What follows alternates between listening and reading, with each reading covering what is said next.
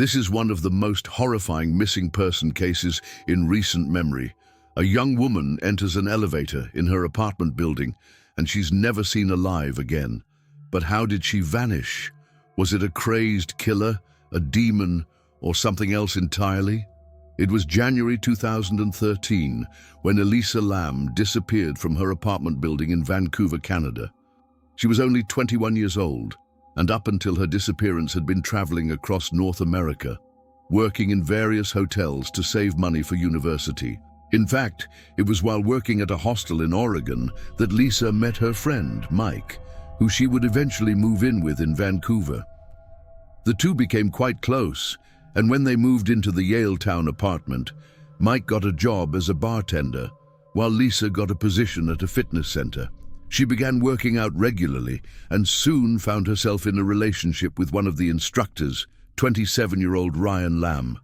So it was January 2013 when Lisa went to work at the gym. She clocked in but never clocked out, and she was never seen alive again.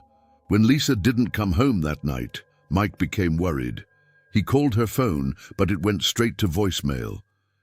At first, he assumed she was just working late, so he made himself a drink and waited for her arrival. However, hours passed and still no sign of his friend. He tried calling her again, but this time he got no answer at all. Worried for his friend's safety, Mike contacted the police. They took his statement, but told him they would only open an investigation if he could prove that Lisa was missing. Apparently, Lisa had a habit of disappearing for days at a time, much to Mike's chagrin. When she did go missing, she would always let him know where she was going and when she would be back. And not only that, but there was no sign of a struggle. Her door was unlocked, and all of her belongings were still there. But this was unlike Lisa, and she would never go this long without contacting her mother. So Mike decided to sneak into her room. But when he did, he found something strange. There was blood in the bathroom.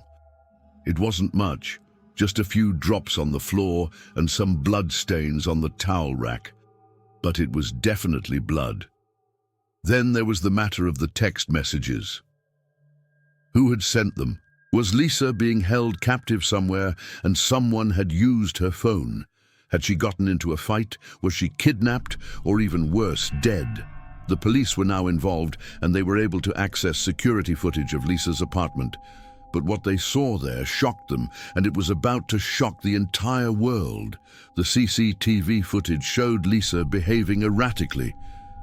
It was January at around 8:56 p.m. when she entered the elevator of her apartment building. She was holding some boxes, and as the doors closed, she looked directly at the camera. There was something wrong with her eyes. They were wild. Seconds later, she pressed the button for the second floor, and then the doors opened. But nobody was there. Maybe someone had just left the floor, and she was expecting someone, but then she did something very strange.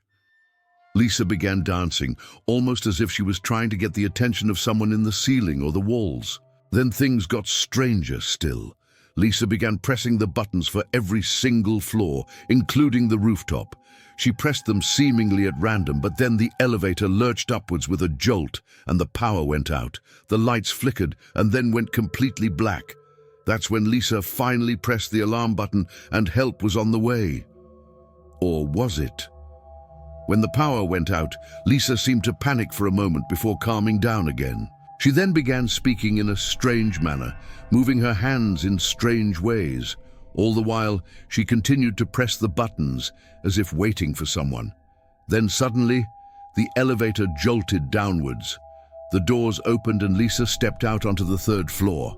But why didn't she get off on the second floor? Why did she wait until the third floor? And why did she seem so calm after the power cut out?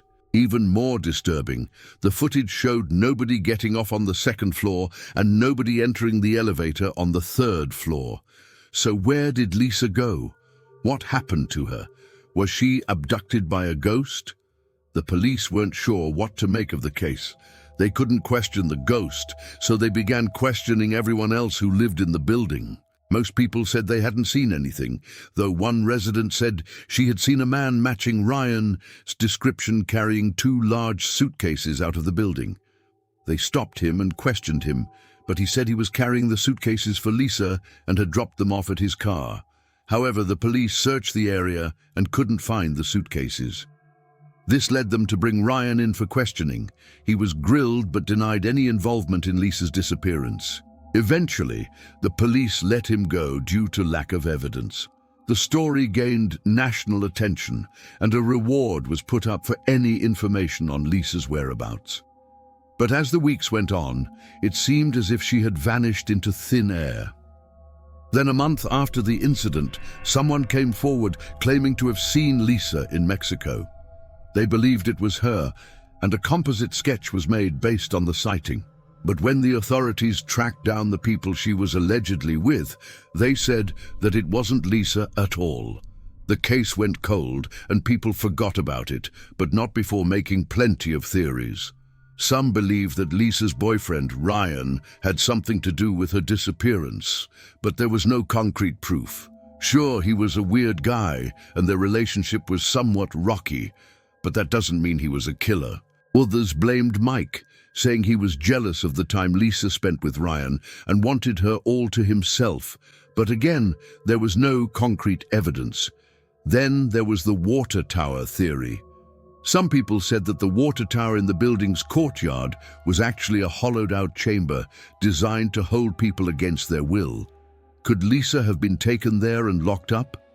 Then others thought she might have wandered off and accidentally died, perhaps falling somewhere she couldn't be seen. But there was one theory that was more popular than any other, and that was the ghost theory. There were many reports of ghosts in the apartment building, and many said the ghost of a girl had been seen in the elevator. Perhaps Lisa had been abducted by a ghost, but is this really possible? Well, that depends on what you believe. Many people believe ghosts are real and can interact with our world, but science says otherwise. Ghosts aren't real. If they were, we would have proof by now. However, there are far more things in the universe that we don't know about than things we do know about. So it's entirely possible that ghosts are real. Could a ghost have killed Lisa? Well, we know that ghosts can't really kill us. Or at least there's never been any evidence of a ghost killing anyone. Then again, we don't know everything about ghosts, so we can't rule it out. What's certain is that the ghost theory hasn't helped solve the case. In fact, the police haven't even considered it, and it's unlikely they ever will. To this day, Lisa's body has never been recovered, and nobody knows what happened to her. Did a ghost abduct her? Was she kidnapped by a human, or did she simply run away? We may never know. But what do you think happened? Let me know your thoughts in the comments, and if you like this video, be sure to check out my others. With that said, thank you for watching. Until next time.